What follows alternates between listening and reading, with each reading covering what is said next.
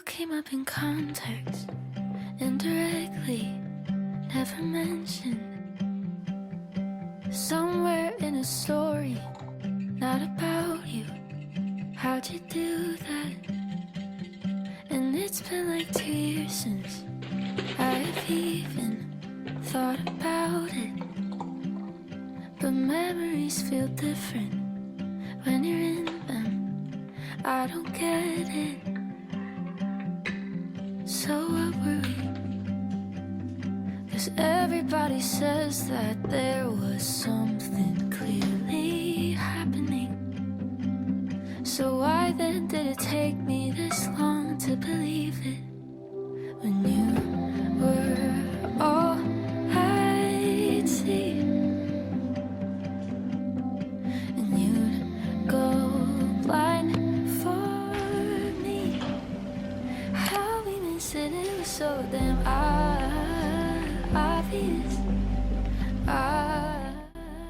Okay, I need to learn to relax. So it's currently 2:25. Can't even see that. 2:26 a.m. It's in the middle of the night, and I'm filming for the first time in 4 months, I guess. I have my matcha latte here, and it's the first day of fall, and I'm having a seasonal flu and seasonal loneliness. I currently reside in New Mexico, United States. When you were all I'd see, and you'd go blind for me. How we miss it. And I don't know where to begin. And my heart really goes out to the kids who had to go abroad to study. I'm not alone going here. I came with my family. I came with my mom and my brother. I could only imagine the kids that had to go here by themselves. It must have been really lonely. I'm with my family, and I still feel like so out of, I guess, everything I've known and loved. I think it will be more excited if this is a tour, but the adjustment that came with it was, I guess, something that I wasn't ready to share. I guess I was ashamed. So I'm cold. It's the first day of fall, and I'm wearing the chosen sweatshirt. No big deal. We went to Florida for a month as a connecting flight before we went here, and I really wasn't able to document the process because aside from I accidentally left my camera battery charger at home, there wasn't anything interesting really that I wanted to share there, because it was just transferring from hotels to hotels, carrying big luggages, looking stupid. I guess I really didn't know how to not really speak to people. I just don't want to show any kind of cultural differences for people to recognize that I wasn't from there. A month later, we flew to New Mexico, and we stayed at another hotel before we can transfer to our house, here. We had to furnish it every week, little by little. For the first week, we didn't have a couch yet.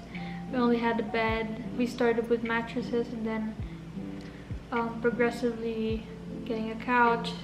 Everything that came with it was, I guess, a season of loneliness. And I didn't really know how to deal with it, because back home, I was also so hungry to just get out of the little space that I was in, and I wasn't necessarily happy there too. I guess compared to the person I was back home, I am a completely different person now. It's September 23rd now. We flew out here first to second week of June. I told my friends that I was about to leave, actually, the country for good. Before that, we went out for like a movie and to eat and to go to church together. 4 of my friends, and I visited one of my friends that couldn't come with us to her home. We basically had a little celebration before I moved for good. I like bought matching rings for us. Like, even though we barely see each other anyway, because of the pandemic, we couldn't really visit each other. I thought it was just gonna be the same. I am like 8,000 miles away from them. I really didn't have the security of like they're just there. I can go to them anytime, I can see them anytime, and I don't have that freedom now. Even though we wouldn't really want to go anywhere when I was back home anyway, because we're all very introverted and we're also busy with school. It's still different, but I'm really grateful to have kept these friends that like messages me anytime. I can feel that God has worked in my life in this season more than any season in my life, really. And I didn't even realize that until one of my friends pointed it out. And even though I was always a believer, I wasn't always a follower. But until now, I've never really been bold about my faith. And I love that God doesn't hate me for that. I didn't really have to turn away from my dreams. I didn't really have to turn away from my old desires. But once my heart was aligned to the creator of the universe, who knows more than I ever would, my heart couldn't really ignore that. But still, I was emotional because, you know, I kind of built my life around that dream, that desire, that person. But I know now that it was bound to break and cause destruction more than foundation. And I couldn't really ignore that anymore. I don't know where I'm going with this. Just felt the need to share it. But I believe that this season of loneliness, God is not indifferent, and He's working on something in my life for a purpose to glorify Him. And it's the best place to be, more than the temporary things I fill my soul with just to get me through the night. Okay, I'm sweating now.